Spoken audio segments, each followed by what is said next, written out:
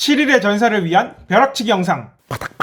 수능이 코앞이에요. 혹시라도 확진자 수가 많아서 수능 연기되지 않을까 이런 희망 품지 마세요. 큰 지진이 나지 않는 한 시험은 예정대로 강행될 겁니다. 그러니 공부를 충분히 못한 학생들 어떻게든 이 남은 기간 안에 승부를 봐야 돼요. 국어의 경우 가장 좋은 방법은 5월 예시문항 6평 9평 이걸 달달달달 분석하는 거예요. 누가 뭐래도 올해 수능이랑 가장 유사한 모의고사니까요. 이때 출제된 작품, 독서 지문의 내용에는 1도 신경 쓸 필요가 없어요. 어차피 그대로 안 나와. 중요한 건 형식을 분석하는 거예요. 이런 구조에서 어떤 문제를 뽑아냈는가? 정답과 오답은 어떤 방식으로 만들어냈는가? 이 점에 집중해서 화작문, 독서, 문학 치열하게 분석하면서 실천적인 교훈을 이끌어내세요. 실천적인 교훈이란 뭐냐? 올해 9월 모의평가 36번을 예로 들어볼게요. 36번 기역, 니은, 디귿에 대한 문제죠. 기역, 니은, 디귿 어딨어요? 3문단에 설명되어 있어요. 그런데 정답이 3번이었는데 3번의 근거는 어디에 있냐? 3문단에는 없어요. 2문단에 있습니다. 그래서 3문단만 열심히 읽어서는 정답의 근거를 찾을 수가 없어요. 좀 더 구체적으로 살펴보면 속성의 상속이라는 개념이랑 관련이 있는데 이건 제 파이널 강좌 국어의 기적에서 열변을 토한 게 있으니까 관심 있는 학생들 찾아보시고, 하여튼 이 문제로부터 얻을 수 있는 실천적인 교훈이 뭐냐? 수능 시험장에 기역, 니은, 디귿 밑줄친 문제가 나올 수 있는데 문제 풀 때 그 기역, 니은, 디귿이 있는 문단에만 너무 집착하지 마라. 정답의 근거는 오히려 기역, 니은, 디귿 앞에 문단 혹은 뒤에 문단에 있을 수가 있다. 지문 내용인 항미생물 화학제는 다 잊어버려도 되지만 방금 얘기한 문제를 보는 태도, 출제자가 문제를 만든 방식, 이런 거는 정말 생생하게 기억을 한 상태로 시험장에 들어가야 되고, 그러면 이번 수능에서 아주 익숙한 느낌을 갖고 문제를 풀어나갈 수 있을 겁니다. 당장 올해 모의평가를 보면 주제통합형 독서 유형 있죠. 각을 나오고 낙을 나오고, 이거 어떻게 접근해야 효율적일지, 그리고 모의평가에 있었던 신유형 문항들 어떻게 접근해야 효과적일지를 계속 고민하면서 하루씩 예시문항 6월 모의평가 9월 모의평가, 다시 예시문항 6월 모의평가 9월 모의평가, 시험 하루 전에는 그 세 시험지를 한꺼번에 분석하세요.